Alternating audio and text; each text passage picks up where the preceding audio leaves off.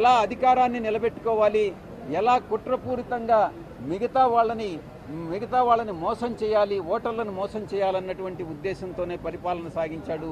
అందుకే ఈ duplicate voters అన్నీ కూడా అటు తెలంగాణలో కూడా ఇక్కడ కూడా ఉన్నాయి.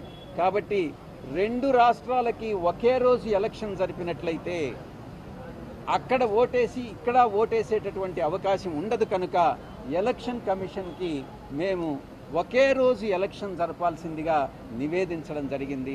థ్యాంక్ యూ, ధన్యవాదాలు. చంద్రబాబు 3 పాయింట్లు లేవనెత్తారు మీకంటే ముందు.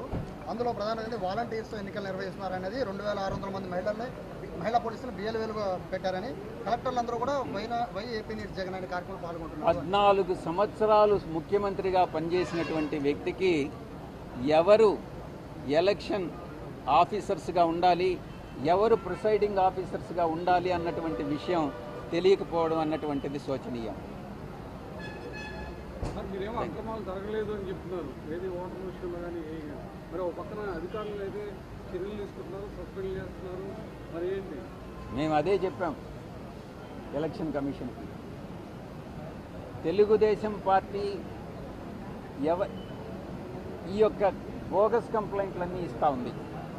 అధికారులపైన ఎక్కడైతే చర్యలు తీసుకుంటున్నారో ఆ చర్యలు తీసుకోవడం వైఎస్ఆర్ కాంగ్రెస్ పార్టీ చేసినటువంటి తప్పుల వల్ల కాదు. ఆ తప్పులు ఎవరు చేశారు?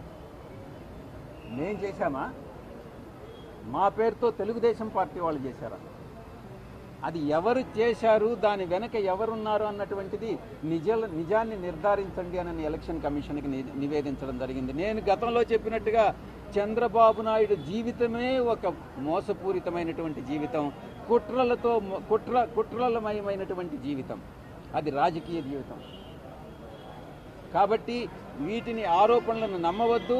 ఎవరైతే అధికారులు నిజంగా తప్పు చేసి ఉంటారో ఆ తప్పు చేసిన అధికారుల మీద చర్య తీసుకోవడంలో తప్పే లేదు. వైఎస్ఆర్ కాంగ్రెస్ పార్టీ ఇలాంటి తప్పులు చెయ్యదు అన్నటువంటిది ఖరాఖండిగా నేను నిర్ధారించి చెప్తా ఉన్నా. Thank you. విదేశాలలో ఉన్న ఓటర్లు ఉన్నవారు మెయిన్ అబ్జెక్షన్, అదే అబ్జెక్షన్ మీద ఇందాక చంద్రబాబు గారు మాట్లాడుతూ దాంట్లో తప్పే ముందు ఓటు అక్కడ లేదు, ఇక్కడికి వచ్చి వేసే కనిపెట్టి దానికి ఎందుకు చేస్తున్నారు. అక్కడ నుంచి నిజంగా ఇక్కడికి వచ్చి వేస్తే తప్పేం లేదు.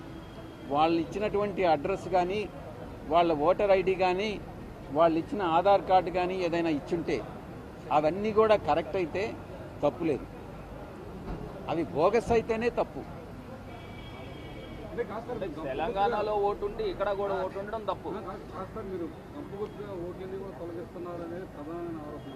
ఎందుకంటే పక్క రాష్ట్రాల్లో ఎవరైనా ఉద్యోగాలు చేసుకోవడానికి ఉన్న ఓట్లు కూడా తొలగించిన పరిస్థితి. గంపగుత్తగా కంప్లైంట్లు ఇస్తున్నారు. మీరు మీ యొక్క క్వశ్చన్ని మీరు రెక్టిఫై చేసుకోండి. మీరు అడిగే ప్రశ్న చాలా కరెక్ట్గా అడగాలి. గంపగుప్తగా కంప్లైంట్లు ఇస్తున్నారు. ఇప్పుడు మీరున్నారు, మీ పేరేంటి?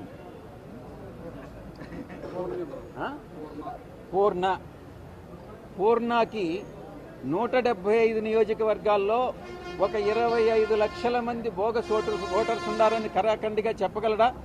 చెప్పలేడు. కానీ తెలుగుదేశం పార్టీ ఎలక్టోరల్ కోనేరు సురేష్, చంద్రబాబు నాయుడు, లోకేష్ ప్రోద్బలంతో ఈ విషయాన్ని చెప్తున్నాడు. దాన్ని మేము తప్పుపడుతున్నాం. పూర్ణకి అటువంటి అంత అవగాహన ఉండదు, ఆ ఇన్ఫర్మేషన్ ఉండదు. కానీ పూర్ణ ఈ ఆరోపణ చేస్తున్నారు. Thank you. హైలైట్